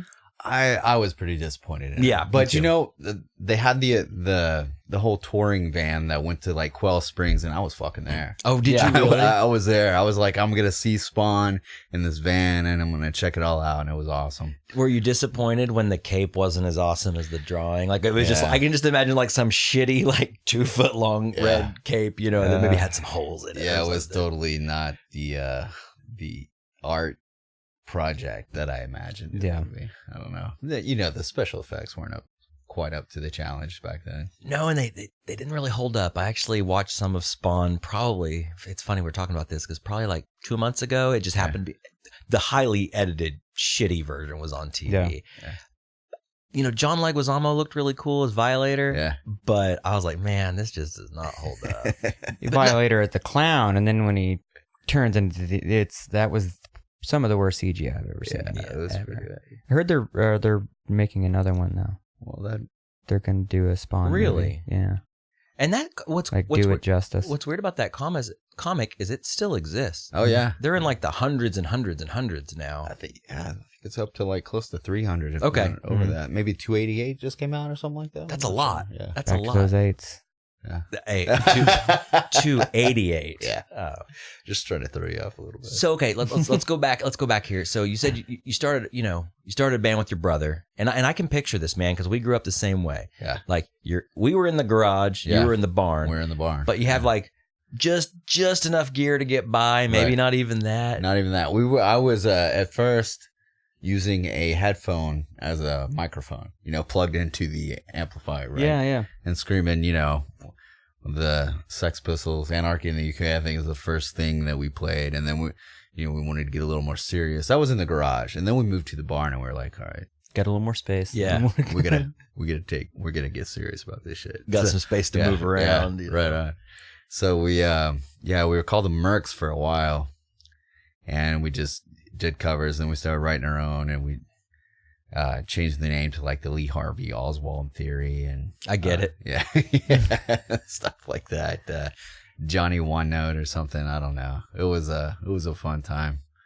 Now, was this kind of a short-lived thing? Was this for years? It was for years. Okay. It was like for 3 or 4 years. Okay. Like the whole high school. Right. Pretty much. That's kind of what we did on our spare time. Now, were you drawing back then? When did you start drawing? Did you start like we were talking about comics and stuff. Like, yeah. Did you start at a really young age? Yeah. As soon as I could, hold a pencil. That's what I would, like, when I would go stay at my grandma's house. I would just basically, if I wasn't jumping hay bales, I'd be sitting in her living room drawing and looking at National Geographic. That's kind of what how I remember my grandma and grandpa's house when I was little. Yeah. It's cool. Like growing up, whether it's drawing or playing music or whatever, I remember drawing at a really young age and loving the compliments and he's so talented, I was a dumb kid drawing stupid shit, like drawing guns and lowriders and shit like that. But, you're so talented, and that really pushed me until I started playing guitar and then just kind of quit. Drawing, well, and it's that terminology that people use, like the talent thing, because I, for one, think, everybody can do whatever they want, and it's just a matter of interest. Like drawing really interested me, so I put more time and effort into it and developed the skill. I mean, I don't know if I had any more talent than anybody else, but that's just something I enjoyed doing, so I kept doing it. And it could be anything. It could be drawing, music, cooking, reading. Like it could be anything. It could be sewing or yard work. It could be anything in the world. And there's so many things that I think that I could never be good at, but if I try to do it, I mean, I'm not saying I'm a talented guy at everything, but I feel like anybody with half a brain can do most things if they try it a few times. Exactly. I think being scared keeps people from doing it. Yeah, you're going to fail. You can't be scared to fail. That's one of the big life lessons, I guess. We should all learn. You got to do something. You're going to fail at it several times, and you're going to. And that's part of the process. That's part of growing. I mean, growing up playing music, it's like we played in so many shitty bands and shitty songs and shitty environments and shitty PA. Shows. Terrible shows. Yeah. I can't think of a single good show that we ever played. I mean, we'd play at the Apache Rattlesnake Festival, and that was like our first big gig, and it was just me screaming my ass off into a mic and playing a shitty Mexican Fender Stratocaster or whatever, and then I don't know, it was terrible, but it's so fun. It was so fun. Or being young and like you maybe had some friends in some bands or some bands you like maybe played with. I know that happened with us. And you look up to these bands and then like looking back, it's so embarrassing. Like whether it's your own stuff or somebody else's, but I wouldn't trade that shit for the world, man. No. I wouldn't trade my pop punk band I was in when I was like 18 for anything. Nothing. Even though, we grew up in Christian households. So like the first 2 bands I was in, the first band I was ever in was a Christian hardcore band. Yeah. And I played with a few guys that were older than me and I guess they liked my guitar playing. So they gave this squirt that his dad had to drop him off at band practice. They gave me a shot and whatnot. Yeah. And then the next band, we did the whole like, we're not a Christian band. We're Christians in a band. Oh, nice. We're singing about Jesus. But, distancing. Yeah. Well, singing about girls too. I think mostly because of that was, there's nowhere else to play. It was Christian coffee houses and churches and youth organizations, things like that. We didn't have. I mean, Green Door wasn't even a thing at that point yet. I don't think. Where the fuck did you guys grow up? Just Choctaw. Okay. Like 10 miles east of Midwest City. Yeah, small. Small. It's huge compared to Apache. Well, that's what I was thinking because we often talk about, we came from this small town. Well, our graduating class had hundreds of people. My graduating class was the largest ever in Choctaw. I don't know, probably not now. Not now, no way. It was like 550 or something. Yeah, see, ours was the largest, and I think it was 36, maybe 33 or something like that. That's insane to think about because I think we had like 400 or 350 or something like that, and I thought, God, what a podunk town. You got to drive a mile to get to the gas station. And it's like, this puts things into perspective. Like 36 people. There's 2 grocery stores. Yeah. No, we only had, one grocery store. And that was like your everything. Get everything there. If you wanted to go to a real grocery store, you had to go to Lawton, which was 22 miles away. So. Well, and I look back to my like high school brain, back when I was chasing girls and stuff. And it's like, you only get to pick from, 36 divided by 2 is 8. So there's 18 and maybe like 4 of them are upper tier, Got a lot of the townies holding down the middle ground. Yeah. But like you said you played football. So, but was it part of... Okay, was part of it like a punishment, and also like we don't really have a whole lot of dudes to play on the team. So. We need you to fill the 11th man on the field. You're really good. I know you don't want to play, but God, it's just one season. It's just one season. Yeah, because my senior year, I don't know that instead of getting caught smoking weed, my senior season, I worked out a payment plan. So for every yard that I would gain as a fullback, I get a $1. Every tackle I'd made, I get so much money. So it became a job. And I'd go to fucking Hastings and I'd buy punk rock CDs every Saturday after our Friday night game. Now let me ask you this: we've been talking about punk rock, and growing up before the internet, it's like, and in such a small town, what introduced you to punk rock? My older cousin. That lived in Hot Springs. They would, Hot Springs was like this, I don't know. It had this really intense art scene for quite a while. And it's just now, I don't know if it's still how strong it is, but it was like an art. It was like, you had New York City, you had Santa Fe, New Mexico, and then you had like Hot Springs, Arkansas. It was up in like the top 5 of art communities or whatever. So they would always have bands, and they always played in bands, and they introduced us to Bad Religion, Against the Grain, I think it was maybe the first, or not Against the Grain. It was the what's the one that says Bad Religion, but it's in like pink, the pink font with like the green and stuff. It was before Against the Grain. Suffer, whatever that was called. Oh yeah, I'd have to look it up. Yeah, I'm not sure what it was. That, and then Screeching Weasel, Boogada Boogada Boogada were like the first couple of punk albums that I really got into, and then The Offspring, Ignition. Mm-hmm. Yeah. So when your cousin wasn't around, you'd go to Hastings, and man, that was the thing, dude. Hastings were cool. Hastings were a little like Oasis. Oh yeah, free coffee. Free coffee, decent CD selection. They had books. They had video games. Ours didn't have free coffee. Oh, it was just a little place in the Central Mall in Lawton. So, really? Yeah, yeah. So there was but there was this awesome dude who wore glasses that was like, so you like this stuff, huh? Well, check out Peg Boy. We'll check out, check out Lungfish. Check out Face to Face and all these other. I want to get that dude on the what are you doing? And where was this? Was it in Lawton? Lawton. It was in Lawton. Yeah. Dude in Lawton knowing about cool punk rock bands. Because I went in, I was asking about it was Offspring, and I know that's kind of now, but back in the the first 2 records were awesome. Yeah. So I went in there. I was like, well, if you like this, I think you're gonna really like. I remember one of my favorite bands at the time was Peg Boy, and he was like, check this shit out. You gotta listen to this. And it was the I don't know. I can't remember the name of the record, but a black cover, yellow lines, yellow Peg Boy. And it was badass. Yeah. Well, I told a similar story. I think it might have been on the last episode, but I kind of had a moment like that where, and if you think the Offspring's douchey, I went to Crossroads Mall to pick up a Blink-182 CD because I still know very little about punk rock. And growing up the way I did, it was like your Peg Boy was my MXPX because that's all I could own for a long time, Yeah. Well, anyways, as I got a little bit older and had a little of my own money after I started working, I went to go get Dude Ranch by Blink-182, and I kind of had this moment with like this guy with sage wisdom, and he's like, here, try this. Because they were sold out of Blink, so I was like, I had my $20 in my hand. I was like, well, what am I going to do with this? He's like, try this, and he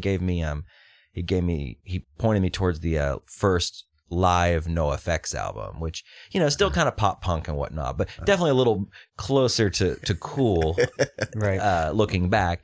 And that changed my perception. I was like, whoa, it's not all this super polished shit. Like, and you know, NoFX is kind of in the middle, but I mean, I still love them to this day, you know, because of that. But so to have somebody that can give you this like sage wisdom before the internet, you know, when your relatives weren't around or people that you knew. And just starved for that kind of, you know, artistic channel, like to have that dude working. He still had like orangish hair, man. He had glasses, and I don't know what the fuck happened to this dude, but I would love to meet him to this day. Totally. I don't know. He like changed my life or helped to change my life. I want to think that he had a band. Yeah. And they were touring, and they broke down in Lawton. And he had to get a job. And he stayed. Yeah. He's like, no, man, I think I'm going to stay. Because he, you know, hooked up with the girl at the show. Yeah. He got a job at Hastings, and now he's the manager of the music department. Yeah. Because he was the only person in like a 30-mile radius who knew anything about music. Yeah. Dude, that could very, very well be might the be story. true. I mean, it could be. Yeah. But yeah, it's cool to have that, those moments in your life, and especially when you were younger. It's like nowadays, like going back to talking about the black metal thing, this band I read about today, like I almost like reading about these bands as much as I like listening to them. Yeah. And I'll read the lyrics and the liner notes. And so this band they were in the middle of recording an album, and the girl that was in the band committed suicide, like right before they were done with the album. So one of the guys in the band stepped up and started singing, but he wrote, like I read the lyrics along with the album today when I was bored as fuck at work waiting to get out of there. And every lyric was about her suicide and about her and stuff. And like it was just beautifully dark and weird and, you know, evil. And like I've got a book sitting right over there. It's like the Black Metal Encyclopedia. And like, I'm not a big horror movie guy. Yeah. And I can't read that book because it's so scary, some of the stuff in it. Like I have to look at little bits at a time. And, and I'll tell you what, if I pop a sleeping pill, that's not the book to fall asleep to read. You're not gonna go to bed with that book. No, because you wake up with like corpse paint on, but it'd be like your own shit or something. But yeah, man, those people are so important. And you know, I had people like that growing up to where it's like, man, if it wasn't for them, I'd have been such a nerd. Yeah. I mean, I'm still a nerd, but I would have been way more like way worse off. Yeah, I mean, well, music was one. I think that was far more tangible or more acceptable and accessible. Like you were saying, you know, putting your art on a T-shirt made it more accessible. Like everyone's gonna buy a T-shirt. Same thing with like music. Like I could just, instead, like, you know, who's gonna see my drawings? No one really gives a shit about my drawings. You know what I mean? So start a band, you play a song, you have to hear my song. You know what I mean? Right. Yeah. Or like the music is what influences whatever art, even if you're doing art, whatever you do. And I know athletes who, you know, put on headphones and, you know, rock out to shit when they're doing Brazilian jiu-jitsu and shit or whatever. You know what I mean? Like, it's all about that. Was that what it was with you? It was like punk rock kind of fueled art in a way? Like, yeah, I think it definitely helped, you know, give an edge to the, you know, what I felt inherently was, you know, it just, I don't know, it made me very conflicted, I guess, growing up. You know, in a small town in Oklahoma, like I said, it was just, I went to the First Baptist Church every Sunday, and it was just like something completely, like I knew there was more out there. Yeah. Like, than what this town, and I don't, you know, like I said, I don't want to offend anybody about my hometown, because it's home. It's home, right? I love those people. Like those are some of the, like Haley, she's from Apache, and those are some of the only people that I still talk to. But it was just a weird experience, but I wouldn't change it for the world. And I'm the same way, you know. I don't look back at Choctaw and like, oh fuck Choctaw, you know, because it's like, you know, my dad still lives out there. But you should, because fuck Choctaw. I'm just kidding. Spoken like a true Apache native. But no, us big city kids in Choctaw. No, but you know, like I still have friends that live out there. My dad still lives out there. I enjoy going out there. Now, could I still live there? Yeah. Sometimes I fantasize about like the lack of traffic but like I like running down the street to get whatever I need, you know, and living close to most of my friends and things like that. You know, going back to talking about the punk rock thing, I remember being young and you'd get that new CD And I would do the same thing, Dustin. I would listen to music and I would draw. Yeah. And like you said, Josh, one would fuel the other, which would fuel the other back and forth, but when you'd get those CDs back then, you just studied them. You did. Over and over until you wore that shit out. Yeah. Oh, yeah. But now it's like going back to what I was talking about earlier, visiting this band I found out about today. Yeah. Will I be listening to them in a week? No. Probably not. Because I'll be on to the next little rabbit hole I want to go down. And it's like you had this CD, you had this whole artwork. It's like a book with something you could listen to while you looked at this book and studied it religiously almost. And a lot of them had like lyrics. The lyrics. Written, I liked ones that had like handwritten lyrics. Like, okay, going to cheesy punk rock. Green Day Dookie. The art was fucking cool. Yeah. And then you open it up and it's like all these hand drawn, like just drawings, and then, handwritten lyrics and shit. Like it just, that was like, that's probably one of the first, all of their records were always that just hand drawn shit on the inside. And that was one was like, I could draw, like, and I doodled shit like that. I never did anything, real artistic. I would just draw these little punk rock characters and little things, but I would never make anything with it. I still don't consider myself an artist in any way of drawing. I'm a shitty drawer. Drawer, is that a word? A drawist. It is. I'm a drawist. I'm a drawist. But it's like a bass player. I am a bass player. I'm not a bassist. Right. Because you don't play like a six string with the perloid all over it. I'm a drawist. A drawer. There's something to be said for that though. And you've got a young son. Not young. He's not that young anymore. He's growing up.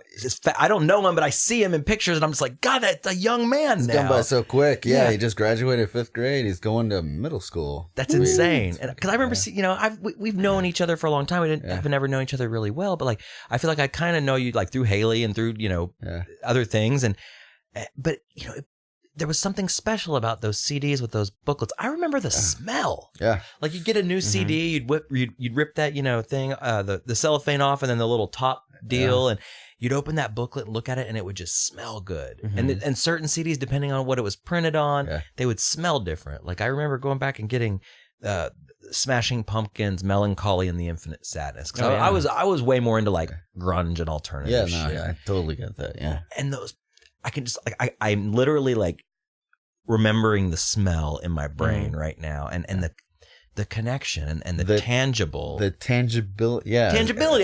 Wasn't the book of that one like more papery? They had 2 books. There was like a zine that was like on like a cardstock with like a parchment inside, and then the back was like just a fold out that was full color and had like the picture of the band. So do you think that tangibility? You think it made it obviously serves as more of a physical connection. So do you think that has all kind of dissipated with the advent of like the digital media and whatnot?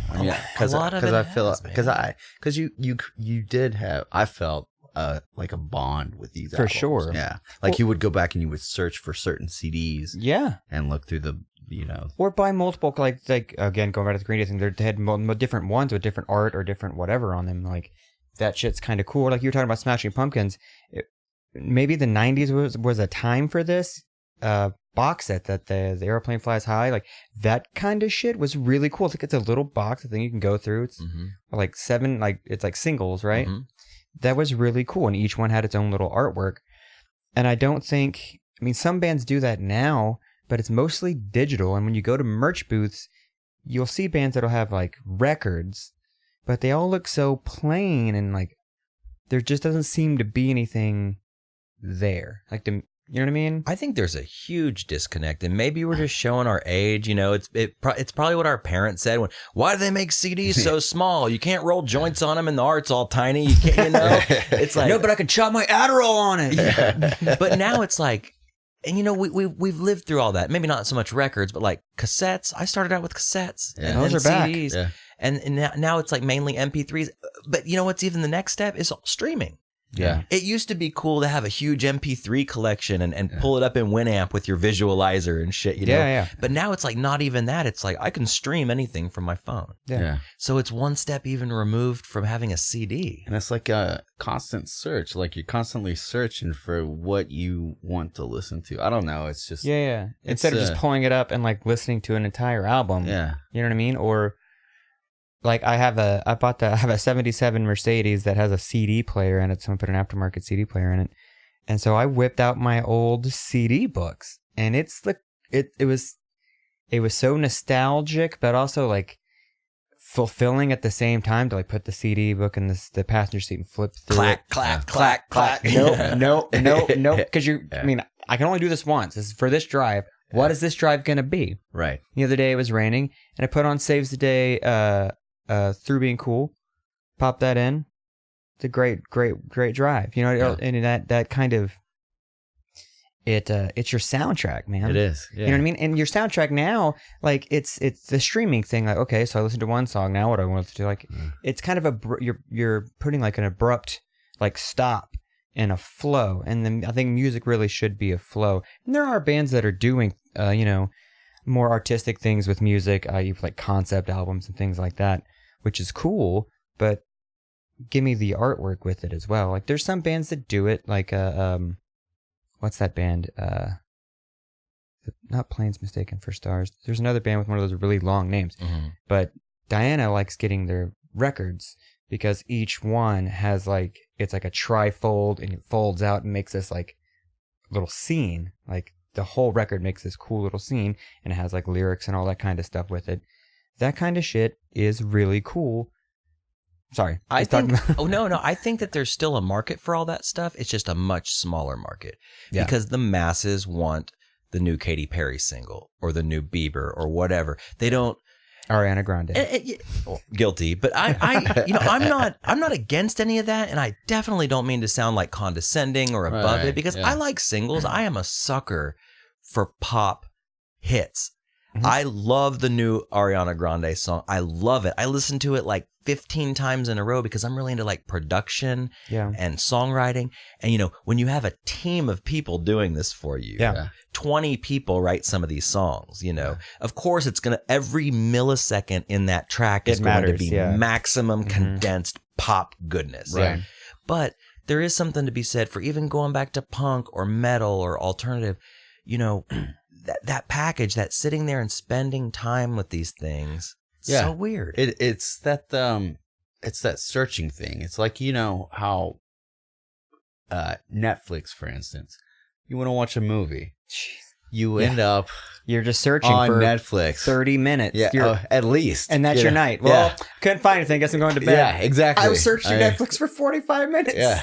Or you'll pause and I'm like, that looks kind of good. You know what? There might be something better there. Let's just keep going. Let's keep going. Well, that's the thing. I mean, and even on like, if it's not Netflix, if it's on like Apple TV, then you're just doing the previews. You're like, oh, let's check out this preview. And then, like an hour and a half later, you're like, watched a shit ton of previews. I'm going to sleep. Yeah. It's like, honey, pop up the popcorn. We're watching 17 previews and going to bed unfulfilled. All this stuff looks like it's going to be great. We'll never watch it. Let's go to sleep. Yeah. Well, we were talking about album covers and all that stuff. You've done that for Red City Radio. Yeah, right? I did. I've got a couple of theirs. I got to do their first, not their first two, but their second two. Yeah. I think their EP, Sons and Daughters of Woody Guthrie, and then their Spinning in Dangerous Places. Spinning in circles is a gateway drug. Something like that. Yeah. But see, you kind of came full circle, man. You came from like studying these books while drawing to drawing these books for other people to study, even if it's a smaller market. And Red City's doing great, obviously. Yeah. They're kicking ass. I mean, they're probably one of the best bands and most, prolific and popular, that's come from here. Yeah. Especially in a vein of music that's somewhat interesting. Right. Exactly.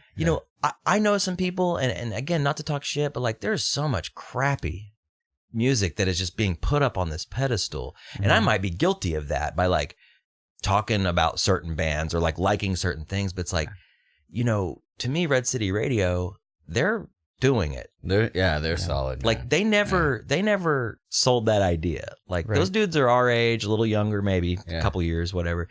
But it's like, I always wish I had the balls to actually like just go all in, you know, but I always played it a little safe. Yeah. You know, up until this point, I haven't really taken, again, the big chance, the big jump, you know, the big putting it all on the line. Right. You know? Yeah. And they have, and they're doing a really great job of it. I just got to say, I was really looking forward to doing a third album cover for them. Oh. And they broke my heart. Oh. They left me. Maybe next time. They got picked up, I think, by their, plastic, something, Florida. Paper and plastic. Yeah. And then I think they have their own in-house design. Yeah, and I think they just got on another label now, too. And I feel like they just really hated that last album cover I did for them. Really? And they were like, fuck you. I don't think so, man. They wouldn't have asked you to do a second one. Well, no, it's the second one that I think ruined my entire life. Oh, really? Wow. Let's get deep. No, that's the first time I ever saw your art. I mean, I've t-shirts, obviously. That was the first time I saw the art, and I was like, where'd they get this art from? And yeah, it's like, that Bombs Away. I'm like, oh, shit. This is, because it was like you said, it's like, it's pen. It's, you know, it's like, how do you do that? Like, you know what I mean? Like, it seems like it takes so much time to get all of that to look just a little scene, and it looks fantastic. Thanks, man. I appreciate that. Yeah, and it does. It's like you gotta. I mean, you're making the marks. You gotta make all the marks that you want on the paper, and it takes a lot of time. So that's why I, put in the time for the original artwork. Then I'll make shirts or prints or whatever. But that's how I get to make money off of it, because if I wanted to get paid for my time or whatever that went into that, it would have to, I'd have to have a really rich clientele that I do not have. Yeah. So, well, it's something that you can tell it's you're making money. That's great. You're doing pretty well, but it's obviously a labor of love. It's not like you're just slapping together something in 5 minutes, calling it art, and putting it on a t-shirt. Right. And it is. And that's one of the scarier things that we were talking about earlier, is like, there's no real security. It's like everything I do, like I have to try to find a way to hustle it afterwards. It's not like it's not like I'm getting paid beforehand for whatever it is. It's like I got to come up with some project, and then I have to figure out a way to make what I can off of it. Make it work. Yeah. See, I've noticed that, like you were talking about earlier about Okie Pride and how that kind of boosted Bombs Away to what it is now. And it seems you can't go to any store, any like Blue 7 or DNA galleries anywhere, and like it's everyone has a shirt. Like you said, it seems that everyone's just slapping Okie on a shirt, and like calling it that. Like that's not really a shirt company, man. Like, and then in the same shop will be your stuff. No offense to anybody who's doing that; it's just not my thing. You're doing stuff like you were talking about earlier, Rob. I like something with a really cool design on it, that's and that's what kind of you did with the Oklahoma thing, but at the same time you have all this other cool shit, like those patches you have. Those are rad as shit. Like, thanks, man. It just seems like a more punk, like, again, you can definitely see the punk rock backbone, I guess, or the punk rock history and what you do. It's like an underlying aesthetic, I would for sure say. Yeah. And not to shit on people who slap. No, not at all. A thunder strike. It's like, sometimes imitation's the best form of flattery, and everybody's got to start somewhere. Yeah. And you know what I say to that? What's that? Nobody likes copycat. That's right. That's right. Can I say so? Can I ask you something? I've been thinking about it. So was there something involved with someone taking your artwork a couple of years ago? Yeah. Yeah. Are we not going to talk about that? No, we can. Okay. No. So it was a couple of years ago at Norman Music Fest. A friend of mine saw it and posted something about it, and I was like, "What the fuck?" So I went over there and like, wow, like just blatantly took one of your designs. It looked. I didn't originally design the Osage Shield. No. You're kidding. No. I mean, I don't know if that, like this is a fact. Yeah. I didn't do it. It wasn't me. But I did come up with kind of my own take on it. Sure. And then this was a shirt that I had to do a double take well, this was the first one. You know, there are several Osage Chill shirts out there, and this was the first one that I'd seen that, you know, I had trouble recognizing. Like, is this one of my shirts? Like, where did you get that shirt? And, you know, he told me, and I was like, well, that's pretty fucked up, because it looks like they did. They just kind of took one of my... The same thing. Yeah, and they used the same colorways and everything else. So it was kind of a... I mean, it sucked. I don't know what else to say. What became of that? I mean, did you confront them about that? And we went into the shop, asked them about the shirt. I don't know if I ever ended up, because I got a pretty powerful legal brother. Nice. And I don't know if he ended up sending them a cease and desist or whatever came to that. But I think I just chalked it up to being flattered. I don't know. Yeah. I don't know what it was. Sure. But after that, that's when okay. Imitation is the best form of flattery, but nobody likes copycat. Yep. Yeah, for sure. So let me ask you this. We're going to wrap it up here in a second. So do you have anything on the horizon? Like, what's next for Bombs Away? I mean, you know, not that you have to give us like top secret, you know, unreleased stuff, but like, you know, what's in the next year or so?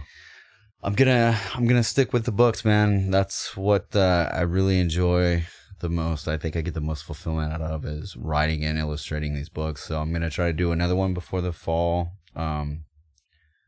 or before the winter, I guess I should say. And then I'm gonna do just bulldoze through all the comic book conventions and as many horror conventions as I can, because I feel like horror conventions, the comic book conventions are leaning more towards the, you know, main, like the superhero, like stuff. the MCU and DCU and stuff like that. So the horror convention seems to be more of an independent minded festival that I don't know, I feel like I could, because a lot of my imagery is like demonic type. It's on the darker side. It's a little darker. Yeah. So I feel like I could do well at those. I'm gonna search those out. But the books, those conventions, and then just doing more of the, you know, I'm gonna keep doing Oklahoma centric stuff because I feel like I'm good at it and I can do that. But I want to get back to like sort of the Pizza Hunt shirt designs, or like you know, that's sort of the punk rock vein of what Bombs Away started off as doing, like the skull papers and knife papers and stuff like that. So, yeah, you just redid the knife shirt. You just reprinted. Right. Yeah. We got one of those. It's pretty dope. Are you wearing it underneath that one? I'm wearing it underneath this one, and then I'm wearing another one underneath that one. It's gonna layer them all out. Well, cool. Yeah. Well, Dustin, man, I appreciate you coming by. This was awesome. And like, you know, we started out, you said you were nervous, dude. This was fucking great, man. Great time. Well, good, man. Yeah. I had a good time. I'm a little sad that we got to end this. I know. We could talk all night. We, you know, let me say something here. I asked you to do 2 average dicks, and you didn't do it. Man, yeah. You were nervous. Oh, yeah. This is way more important. No, I'm just kidding. No, but we keep these episodes shorter. You know, just doing the research on the old show. You know, we were doing 2.5-hour shows, 3-hour shows sometimes. Yeah. And like, you know, now we try to keep them about an hour and a half, and that's good. Yeah. But what that means is we're gonna have you back. Well, that's good. Obviously, part 2. Or, you know, I'm gonna put you on the spot. We want to do a podcast from Bombs Away. All right, yeah, let's fucking do it. Yeah, like we can hang out there after hours one night. Like I would love to be in that environment. Oh yeah. You know, it's all about getting out of your comfort zone. And I'm sure you coming over here and talking is kind of talking to us is kind of out of your comfort zone. Well, let's do it on your home court. Let's do it, man. That sounds like an awesome plan. It sounds like a horrible plan. Let's do it. Yes. No, I'm just kidding, man. I would love to. I'd love to do it. It would be awesome. And again, it's the Bloodied Past of Jingleheimer SVS, and you can get that at bombsawayart.com. So thanks, Dustin. Can I spit out a few plugs? Like, absolutely. We should have done that first. I'm doing book signings at so this Saturday at Empire Strikes Comics. Gonna be there with Jingleheimer. Good job. He's gonna be there. Yeah, Brian's a good dude. That's where I go. Wait, you said the character will be there? The character will be there. Oh shit. Jingleheimer's gonna be there, and I'll be there signing the books. All right. And hopefully meeting some fans. And then on the 18th at Speeding Bullet with none other than Sterling Gates, who is writing for Supergirl right now. Awesome. And I think he's tied into like the Supergirl TV show quite a bit. Yeah. Is Speeding Bullet in Norman? Okay. Yeah, it's on North Porter in Norman. Yep. So that's on the 18th. And then The following Saturday is New World Comics out on MacArthur. Yeah, it's right down the street from here. Yeah. Cool. So with Buck and those guys out there. So some book signings and Jingleheimer combo packs coming your way. Awesome. Well, Nice. I think this episode should come out right before that. Right before At- that, At, yeah. at least before the one up the street. What the hell is it called? New New World. World. Yeah. Yeah. So we'll definitely tweet about it and all that good shit. Awesome. And but yeah, man, thanks for coming on, and it's been a blast. So Yeah. Thank you.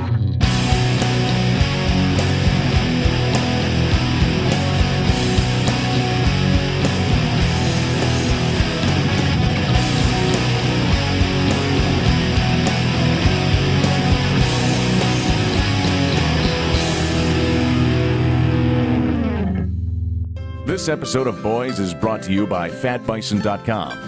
Fat Bison Workshop is a tattooed guy in the middle of nowhere who makes custom hand-carved hardwood signs built to order. Mention the Boys podcast and get free shipping. FatBison.com. Custom hardwood signs. Bold, simple, naturally beautiful.